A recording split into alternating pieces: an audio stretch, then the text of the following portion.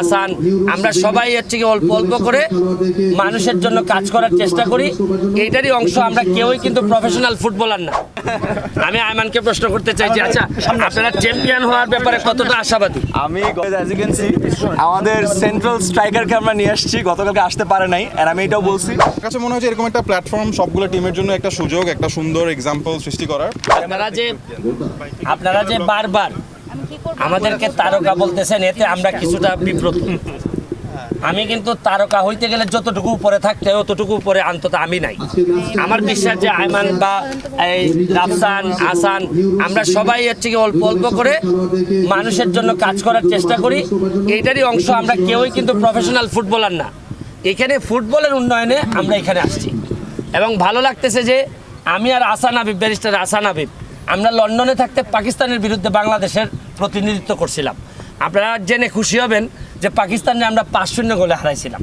এরা অনেক বড় বড়, কিন্তু ভিতরে মাল নাই, জিনিস নাই। পাকিস্তানিদের যে সমস্যাটা থাকে, তা আমাদের বাংলাদেশিদের ভিতরে স্পিরিট আছে, অনেক স্পিরিটটা অনেক বেশি। তা আমি আপনাদেরকে একটা কথা বলতে চাই যে ঘাম কখনো প্রতারণা করে না। আমরা কিন্তু ঘামতেছি, ঘামের জন্যই আসছি। আমার একটা বিশ্বাস, আমাদের অনেকগুলো মানুষের ঘাম যদি এক জায়গায় হয়, তাতেও যদি ফুটবলের কিছুটা উন্নতি হয়। ফুটবলটা তো আমি বারবারই বলার চেষ্টা করছি, আইসিইউতে চলে গেছে। আর আপনারা ফুটবলের একজন প্রতিনিধি হিসাবে একজন মেম্বার অফ পার্লামেন্ট পাইছেন, এটা একটা ভালো জিনিস। যে আমি এখন, আগে তো সংসদের বাইরে চিৎকার করতাম, এখন সংসদের ভিতরে আমি ফুটবল নিয়ে চিৎকার করব। আর আরেকটা বিষয় হচ্ছে গিয়ে, এই আমাদের আয়মান হয়তো আমাদের যে আমরা একটা চিন্তা করছি যে যদি আমরা চ্যাম্পিয়ন হই, তাহলে আমাদের যে এই যেটা আমাদেরকে দেয়া হবে, এটা আমি আশা করি আমাদের ক্যাপ্টেন এবং আয়মান ঘোষণা দিবে যে আমাদের যে ফান্ডটা আমাদেরকে দেয়া হবে, এটার কি করা হবে, এটা আমি আশা করি রাফসান বলবেন।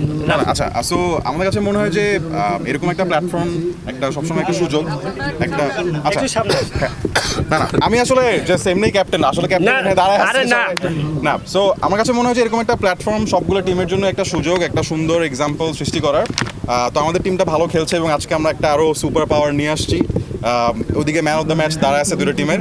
সো উই আর হোপফুল যে আমরা চ্যাম্পিয়ন হব, এবং আমরা যদি চ্যাম্পিয়ন হই, চ্যাম্পিয়নের যে অ্যামাউন্টটা আছে সেটা আসলে যেটা আমরা সবাই ফিল করছি যে আমাদের মানে ক্লাইমেট চেঞ্জ, ওয়েদার নিয়ে যে অবস্থা, সবাই গরমে খুবই অতিষ্ঠ।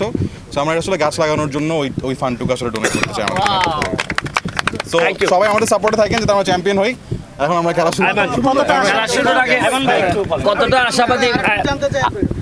আচ্ছা না, আমি প্রশ্ন করি প্লিজ।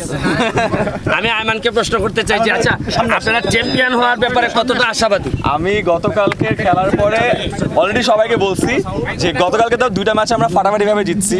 একটা 1-0 পিছায় ছিলাম, তাও 2-1 জিতছি, একটা 10-0 জিতছি। আজকে আমরা আরও excited because as you can see আমাদের সেন্ট্রাল স্ট্রাইকারকে আমরা নিয়ে আসছি, গতকালকে আসতে পারে নাই। আর আমি এটাও বলছি যে আমরা যখন প্র্যাকটিস করছিলাম তখন সুমন ভাই ছিল না, বাট সুমন ভাই আমাকে কল করে বলছে যে আয়মান তোমরা ওখানে প্র্যাকটিস করো, আমি সিলেটে আমার একাডেমির সাথে প্র্যাকটিস করতেছি। সো উনি সুপার প্র্যাকটিস করে আসছে। খেলাটা একটা ধোঁয়াধার একটা ম্যাচ হবে ইনশাআল্লাহ। সো এনজয় করেন আপনারা। Thank you.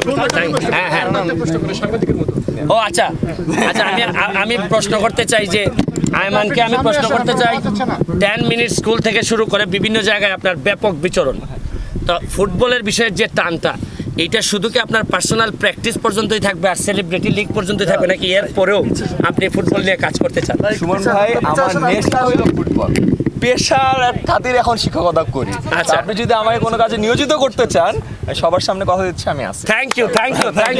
আর শুনেন, আরেকটা বিষয় হচ্ছে গিয়ে, যে পরিমাণ ঘামছি, যে পরিমাণ ঘাম বেরোইছে, এই অনুযায়ী গোল হবে আজকের ম্যাচে ইনশাআল্লাহ।